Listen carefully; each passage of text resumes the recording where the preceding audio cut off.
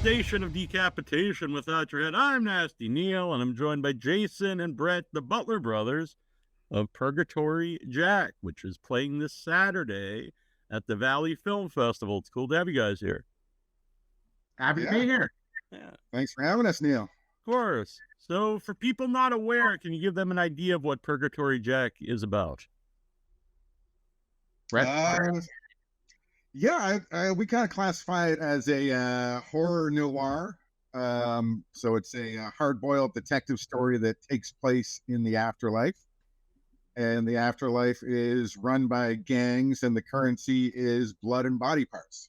So there, in Purgatory Jack, there is a fresh arrival, punk pop star Vivacious. And she is looking for her mom who committed suicide 20 years previous. So Jack is going to help her out. I really love the movie, and there's a lot going on there. So what was like the inspiration for Purgatory Jack? I think it was just basically, at the root of it all, our love of cool film noir movies in general.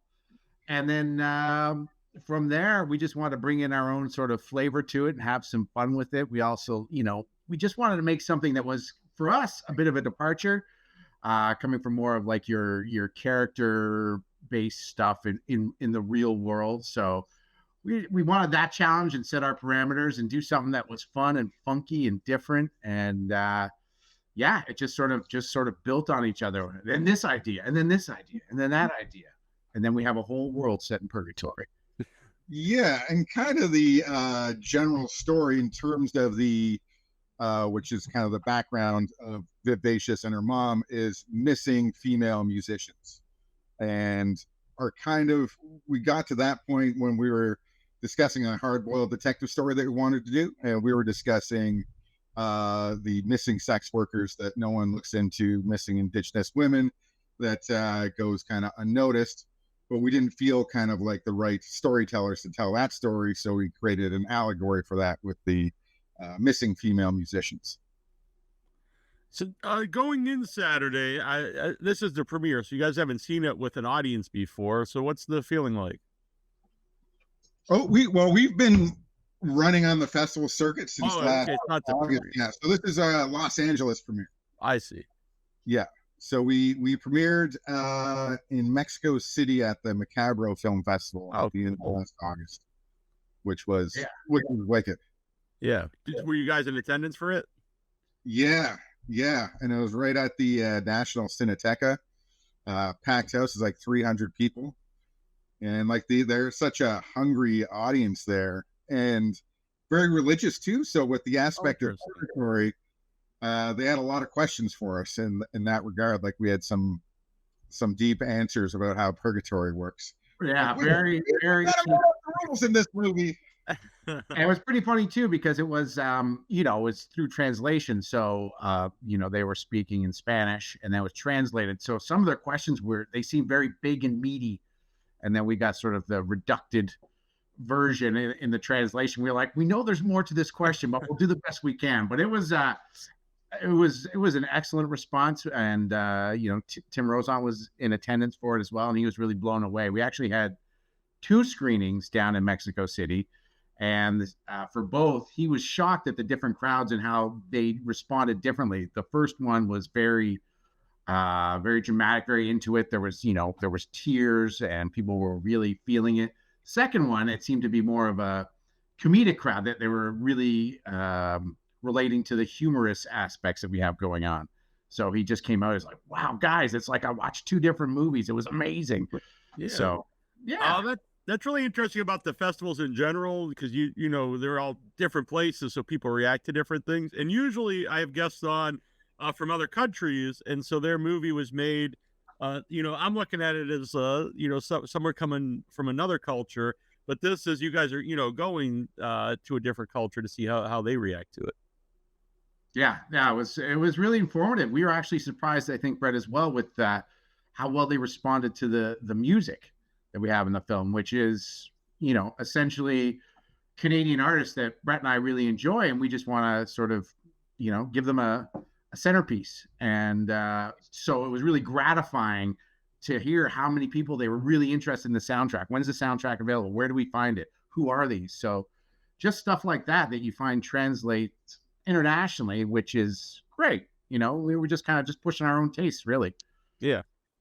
Well, that's what I like about festivals is it's a lot of movies that don't fit into one genre, which I think that's starting to be more acceptable at the theaters because there's starting to be a lot more strange things playing theatrically.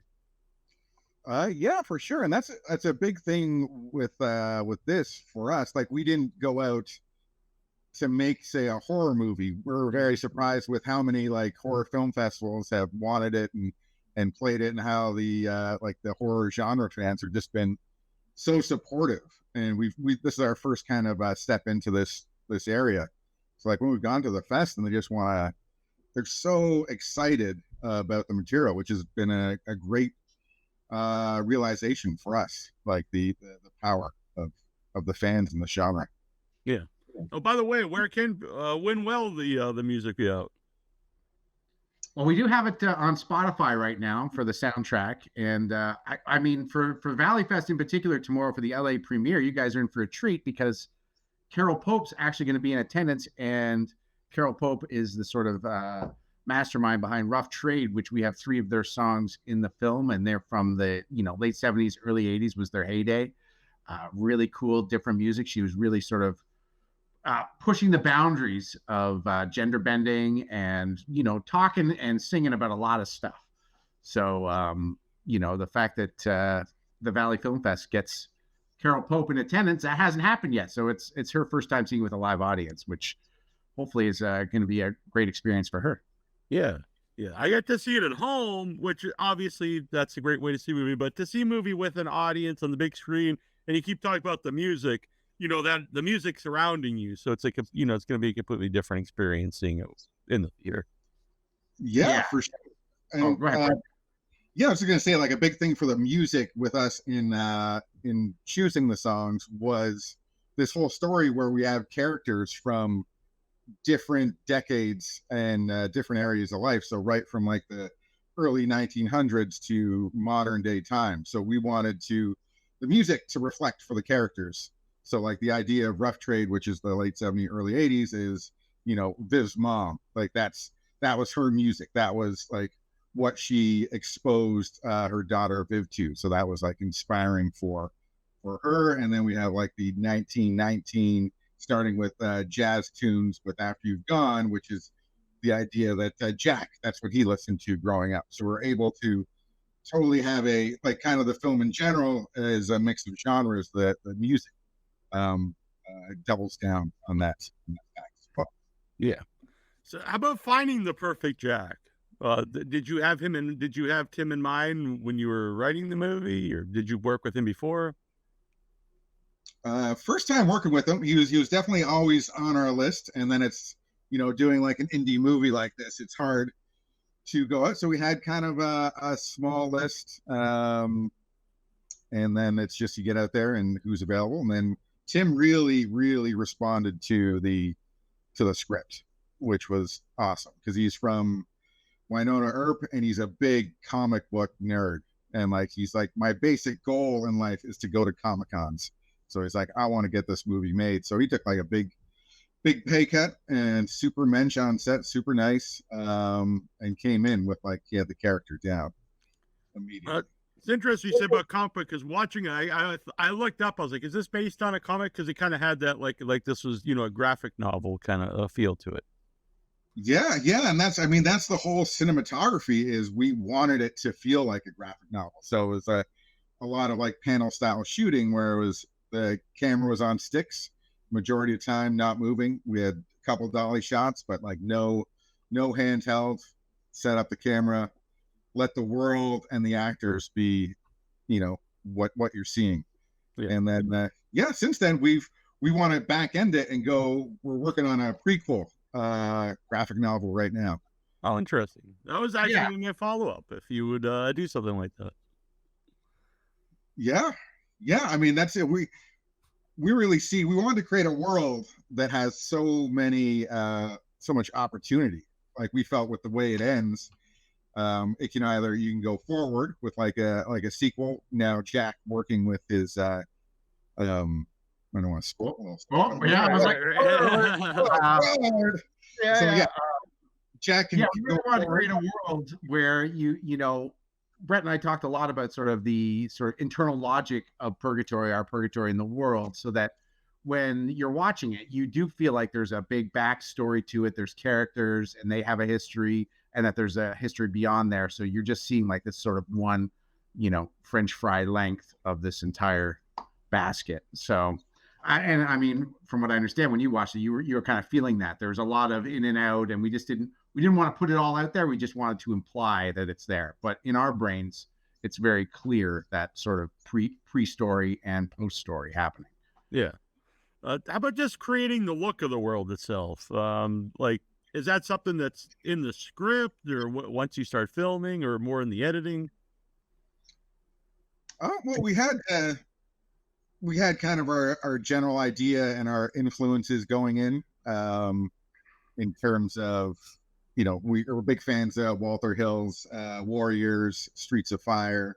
We knew, like, again, the filmmaking to be inspired by what time they were came. So, like, say Jack came in the late 50s. So that's why when he's driving around, we have the rear view projection, very, you know, cheesily done. So it's like reflective of that time. So we had all those kind of ideas. And then it was once, you know, we got our production designer, Ali Thompson, on, our cinematographer, Daniel Everett Locke, where we worked together on like the color schemes and the, you know, the exact look and feel of it. Yeah, I mean, essentially, you know, when you're trying to gather financing for these films, Brett and I are putting together a pitch package, you know, of our ideal vision. And we just have like touchstone imagery, like Brett said, the Warriors, you know, we talked about some industrial vibe, like a Repo Man. So we're just, and then once you actually hire it and you get the money, then you're sort of relying on your production designer and your cinematographers to sort of bring our warped vision to life. And, you know, part and parcel of that is, you know, finding a city and a location that sort of you can use as well. You know, we're not dealing with a budget where we can just build our complete vision from scratch. You got to kind of shoehorn stuff. Right. Yeah. Yeah. So we found a great location up in North Bay. So we shot a lot of stuff at a decommissioned Cold War missile site up in North Bay, where they had the 50 missiles sort of directed vaguely towards Russia or whatever, whenever it was happening. So it had a really cool, you know, that sort of set the tone. And then there's some other grotty stuff within the city that we're like, yeah, this is kind of perfect. And, you know, it's really fun doing that part, you know, seeing your vision come to life like that. I mean, you know, you're like, yeah, this is even better than we ever imagined. When you're looking at the location like that, does anything like, oh, we're going to add something to the script now, we're going to add something to the story based on like something you see? Yeah, I mean, for sure. Brett and I are pretty flexible, and it's very handy to be the kind of writer directors. You know, we're editing at the end, so we're always picturing stuff. But yeah, we're pretty flexible and really like to tailor stuff. If we find something cool, we're like, yeah, we can make this work. Let's figure it out, because we're right there. We're the guys figuring it out. We're, you know, from tip to tail. How does that work? I was going, sorry, Brett. Oh yeah, I was just gonna say, like, we had moved up to North Bay a couple weeks before the shoot started, and we're just exploring the location. So we were doing rewrites like right up till we started shooting, based on what we had got for the locations and being inspired by those things. I was just saying, how does that work as you guys, you know, co-filmmakers together? Do you guys butt heads? I know you guys are brothers, but are you guys usually on the same page? And is it something I assume it's something you guys have been doing for a long time, even before you were actually making films? Yeah, I mean, we try and keep the butting of heads all in the writing process. So we keep that away from like the crew, cast and crew. So it's like we have all our fights well before, and then it's like in the writing process, it's kind of we go with who's most passionate about certain things. Like we'll go at it, and it'll be like, you know, clearly Jason's more passionate for this, so I'm gonna you know, lay down on this one, let him have one. Yeah. I mean, it's really. I mean, we do have a basic shorthand, and we generally enjoy the same stuff, having watched the same movies, and we have the same sensibilities in general. So really, when Brett's talking about button heads, it's classic. It's very detailed minutia headbutting, but because we take what we do seriously. Yeah, I mean, if we're fighting for it, even if it is like a small 0.5% thing, if we really believe in it, we're gonna argue for that. But it's usually a lot of the detail stuff that we're kind of ironing out. The general stuff is usually we're on point. But I mean, it's the details that make the movie, right? That's so. Yeah. Yeah. And the big thing is always like for our movies, when we cast, is they're always interested on how it's going to work on set with, who do they listen to or that kind of thing. But we kind of vibe. It's like after a take, one of us might notice something. So it's like the freedom to go up, and it's kind of having two heads where Jay can go talk to an actor or I can talk to an actor and the other person can talk about tweaking stuff with the cinematographer. So gets things happening really quick. And sometimes based on personality is maybe I have a better in with the actor or communicate better, or maybe Jay can, depending on their personality. So it's a good way to collaborate and, play good cop, bad cop, or good cop, or whatever you need to do. And usually everybody's, I'd say all the actors end up very stoked about the process that we have with them. And they can always go to one of us and be like, complain, which is nice. Yeah. Well, like what was like, when did you guys decide like this is something we're gonna pursue together? We're gonna become filmmakers.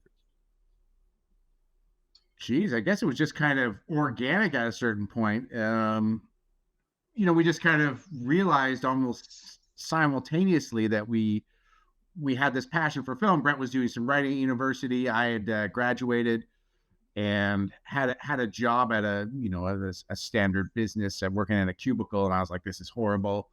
And I started dabbling in acting and moved out to LA for a bit, just with no idea. Like it wasn't, this wasn't a from birth kind of thing. This happened, later on for us. But yeah, it just sort of culminated. At a certain point, we realized that we should, we just got to be part of the business, and we figured we can write and we can direct, and we were just more than just a singular instrument. And it just was like, yeah, let's do it. And then the fact that we're brothers allows, and that sort of built-in support network, I think really, really helped at the beginning, when we're like, yeah, neither one of us really knows about the nuts and bolts of how to get a film done.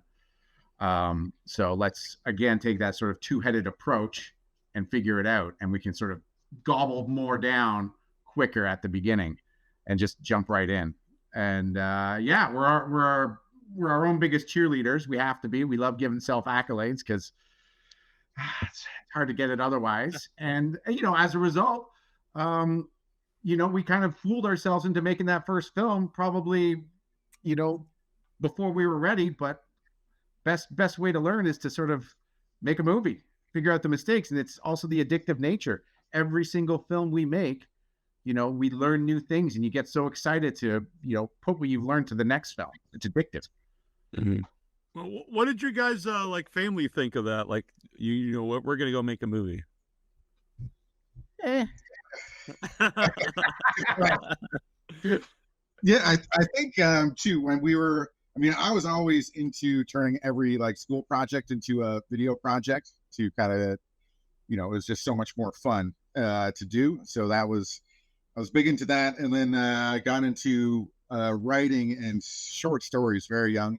And then at university, it was kind of mass media, then flipped into film school, and was into writing. And I started script writing. And Jay was in LA trying to become an actor, and he was sending scripts that he was auditioning for. I was like, these are fucking terrible. And so I was like, you come back, I've got something, we'll write, and we'll just go in and shoot it. I'll drop out of film school. I was one credit short. And so yeah, and the parents were like, oh God, just. Yeah, they were, they're old school. They're like, get good grades, get a post-secondary education, get a good job.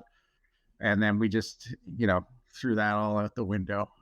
And yeah, so it was a bit. It was a bit of a rocky road for a bit. Enjoy your life of squalor, boys. Yeah.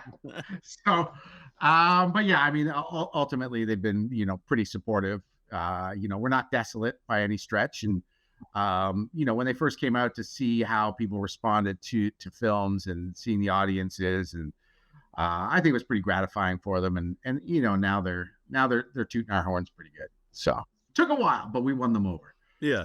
Have they seen Purgatory Jack? I'm sorry. My former co-host did a movie called Purgatory Roads. That's a good buzzword. They haven't yet. No. So we're kind of saving that for an opportune time. Life gets in the way a little bit, but we got to figure out a time to do it. We're probably going to have a theatrical release here in the fall up in Toronto. So I think we'll roll out the red carpet for them then. Yeah. All right, that's cool. So how about festivals themselves? Were festivals something you guys went to before you had movies? How did you learn about them and start submitting films to festivals? Yeah, I think we were like the classic filmmakers when we were younger, where I was like, we're going to do our first film. It's going to be awesome. We're going to submit it to South by Southwest and Sundance. They're going to play it, and then we're going to get major studio deals. And of course, that doesn't happen. And then it's like you start looking at the next film festivals. You open up this whole world. And I remember we went to a film festival in Indiana, the university there, with a feature that we shot for $50 over a weekend. And we got it was back in the day of DVDs that you'd bring a box of your own printed DVDs to I think we got a standing ovation of 250 students, and they all came out for autographs and bought us out of DVDs. And that was where we're like, oh shit, we've made it.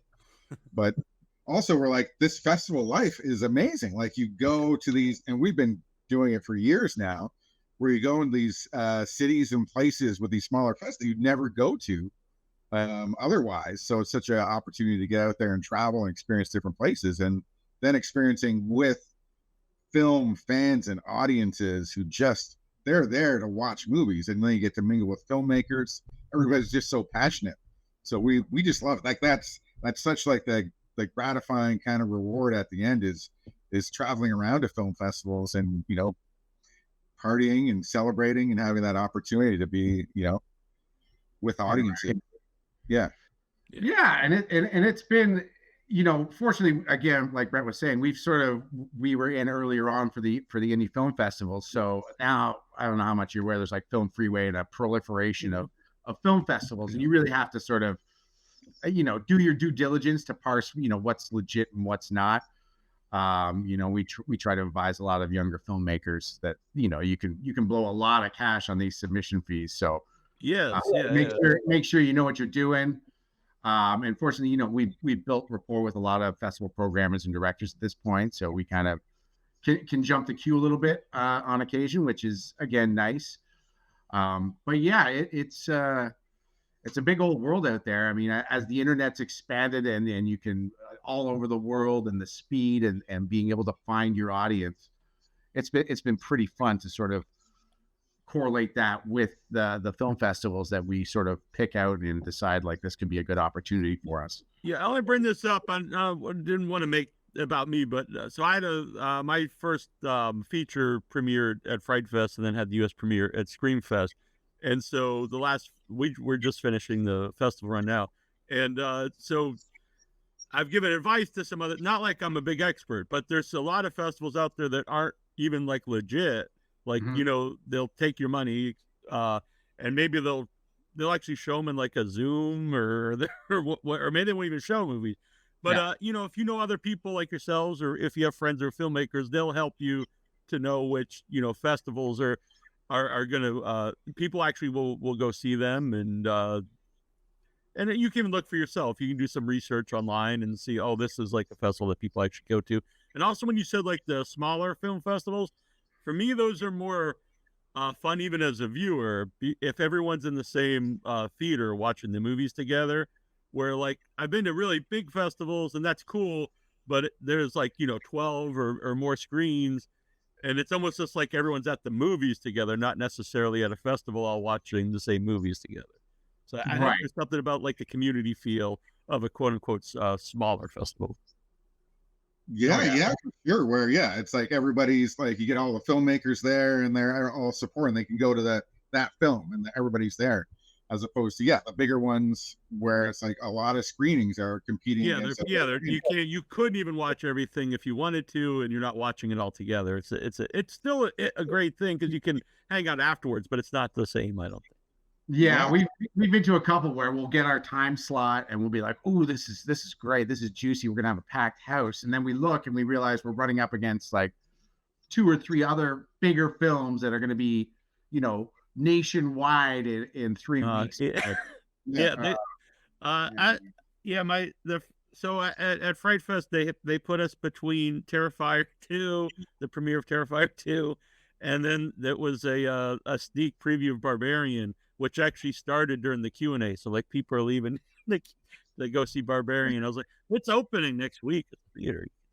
But, yeah, it's funny. We always get burned, even a couple of times. We're like, this is a great slot. Then you look and you're like, oh, everyone's actually just at the bar drinking before whatever the awards show that's just after our thing, and we think everyone's going to be there because the awards show's right after, but they're actually just drinking beforehand. They're not watching our movie. They're getting dressed up. We're like, oh, closing movie. It's gonna be And then we did one where we're like the opening film, and again, where it's like, oh, super exciting. But then like a half hour into it was the opening mix and mingle was starting with all like the free drinks and food. So everybody's going to that. We're like, no. It's hard to get mad. We get it because we've done the same thing as filmmakers at these things. We've totally, we'll be there, and then we're not there. We're like, no, we can't. We gotta prime up for these parties. So, you gotta find that blend of attending the films and socializing and networking, and picking your spots and knowing what to do. Yeah. So, and just we generally try to target specific movies, and if we meet like some filmmakers that we really hit it off with, we'll go out of our way to do that. And if there's panels going on, if we're not, participating in the panel, try to attend. So it's just balancing that act, but making sure you're a part of it no matter what in some regard. Yeah. 100%. So have you go on? Sorry. Oh, I was going to say too, it's been pretty cool meeting. We're playing Purgatory Jack at Ridgefield Film Festival in Connecticut. And we were the Friday night. I'm in New England, so it's not too far from you. Go on. Oh, cool. Yeah, it was our first time. We were like the big Friday night movie, Psych Night feature. It's great audience was there. And then ended up talking to this guy who was a big fan afterwards. Turns out he's a composer for films. And now he's composing our latest feature. So it's like you never know who you can meet at these things. I think that's great advice for anyone listening who's aspiring to be a filmmaker, or you make an indie film. The festivals is a great place to meet people to collaborate with on future projects.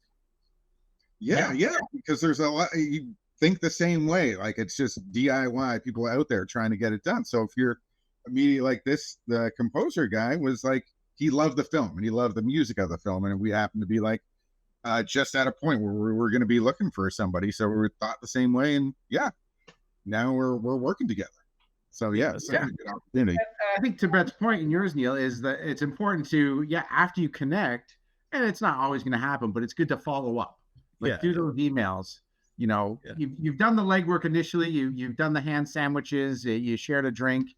Everyone patted each other's backs, but then you got to just follow up and reconnect, and it just locks in those relationships moving forward.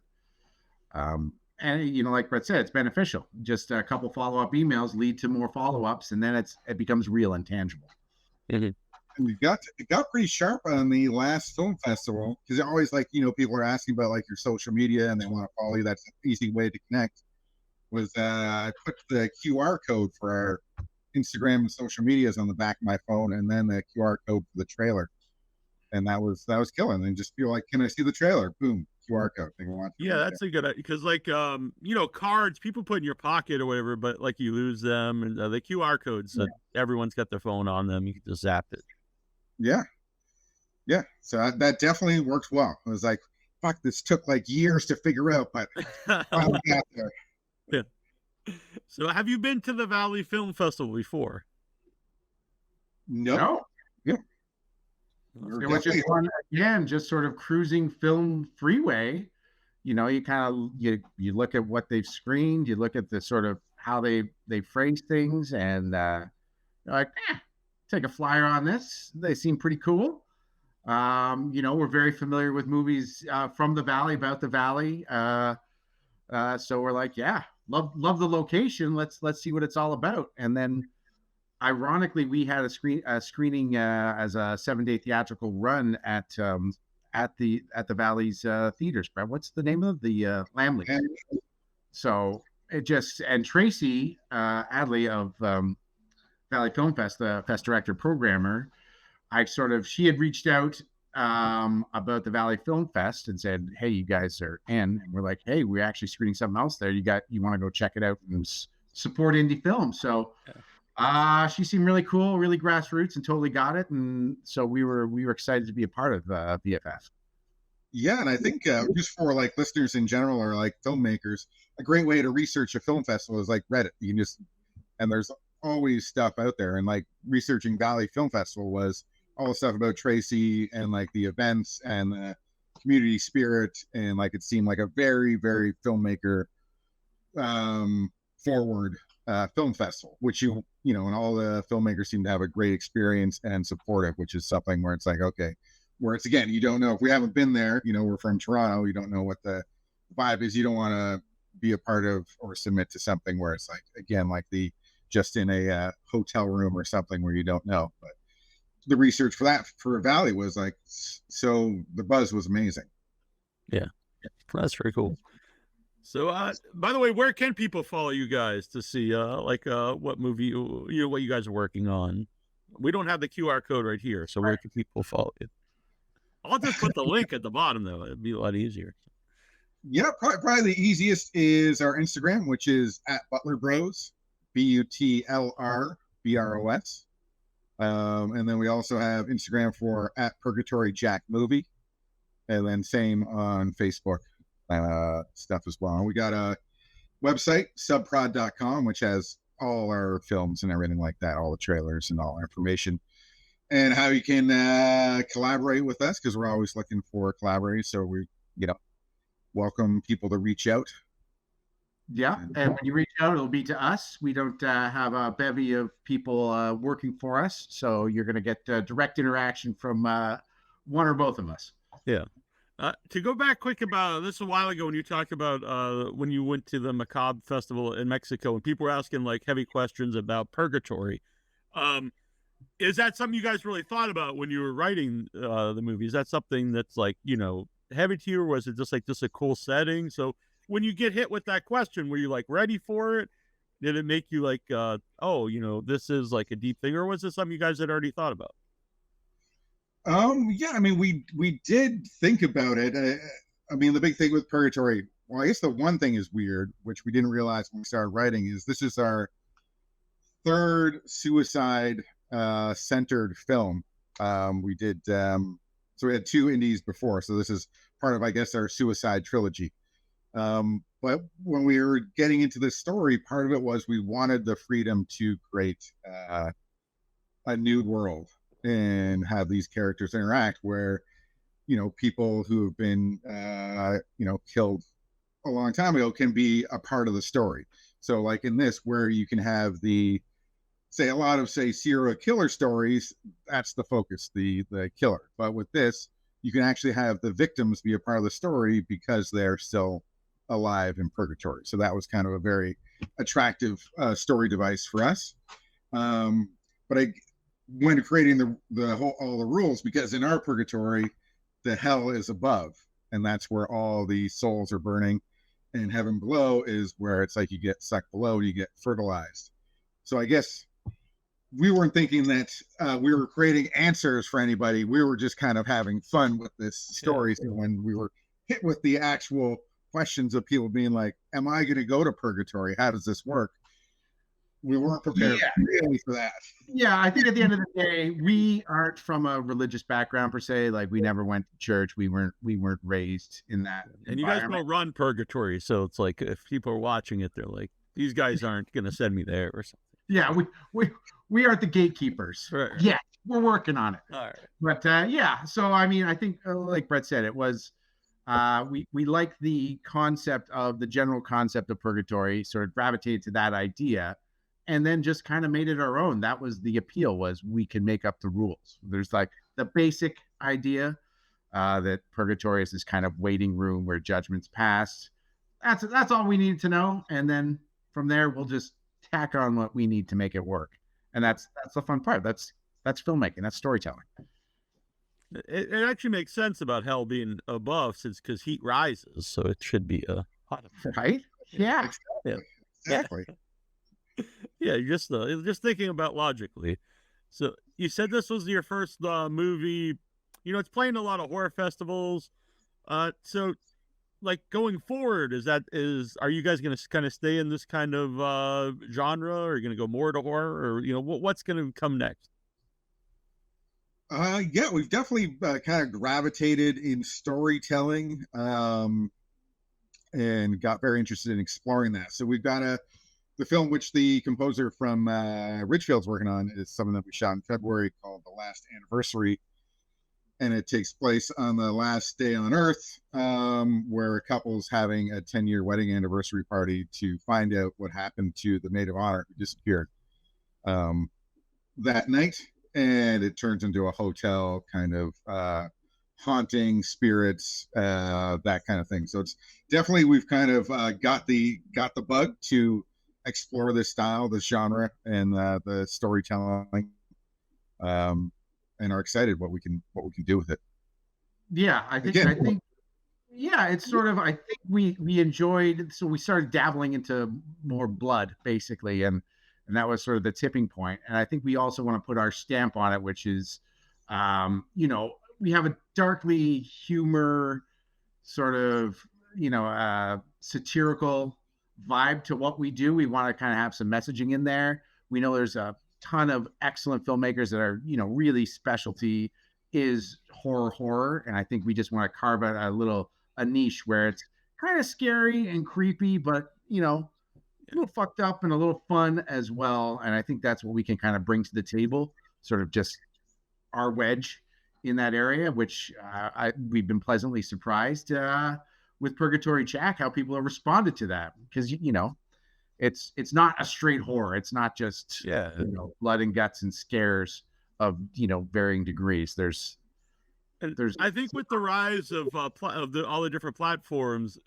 it's more open to have something that isn't one specific genre. It could be more of a niche thing, or it's just something more, you know, used to be everything had to be like, this is a drama, this is, you know, a comedy or whatever. And I like things that don't necessarily fit into one category. Yeah, like the whole sort of fantastic film festival concept sort of covers exactly what you're talking about. Yeah. Which again, Brett and I, it's like, oh, they have a whole, you know, almost genre called fantastic film festivals, which sort of where you can cross over horror to a little sci-fi to a little psychological, and it's, yeah, it kind of perfectly describes it. It's a bit fantasy, it's a bit reality, it's whatever you want to be, and we've been entertained by plenty of films at these fantastic film festivals. Like, that's great. Perfect. Yeah. And I do a lot of what are called underground film festivals, which will just have kind of same idea, just whatever they consider underground. So, you know, that's a very broad, you know, term, I guess. Yeah. And I think there is a lot of power going to the creators and filmmakers and storytellers right now with what you can do. And I think there is that idea. I think when we sat down to write something, it's like, we don't really want to stay in a lane. You know, we don't want to inhibit where we can go with the story based on trying to stick to a genre. And I think, say with Purgatory Jack, was like, we wanted to push it out as far as possible into what we could do and get away with. And it seems like, you know, we did. And like the audience has been really accepting. So I think the audience is matured out there to, you know, be into that. And I think as storytellers, we get to go along for that ride. So Purgatory Jack, where does it go after the festivals? Do you know yet, or is it too early? Yeah, I'd say we're planning a fall release, but there's no sets like where we're going like we're distributed by Raven Banner here in Canada. I thought so because I saw my friend Michael passed on the as a producer. Oh yeah, yeah, cool. Yeah. Yeah, so Raven Banner's distributing it up here, and they're just kind of waiting for us to, settle on a U.S. distributor, and then hopefully there'll be a little coordination going on. So, you know how it is. It's kind of like a little high school dance, and everyone will figure it out. But yeah, we're kind of pushing for that in the fall. Yeah, I'm finishing out the festival circuit with like Valley Fest. I think we're in Bogota, and we're going to be in Romania for the Galactic Imaginarium. So a couple more in the U.S. And yeah, just kind of ride this wave in the meantime. And Raven Banner, I won't name other places because there's some, if I see their name involved, it's like, it doesn't really mean anything because they put out like 1,000 movies and some of them can be terrible, whatever. But Raven Banner, I think really, they put out stuff that they actually like, and that like, they're not just going to put their name on everything. So I always think that's a good sign if Raven Banner is distributing a film anywhere. Yeah, 100%. And we were lucky enough, like they came on board beforehand, so they were a big part of triggering all the financing and getting the movie to production stage. So it was awesome. Like they responded to the script at that stage. So yeah, so we could have their support and their name out there for us.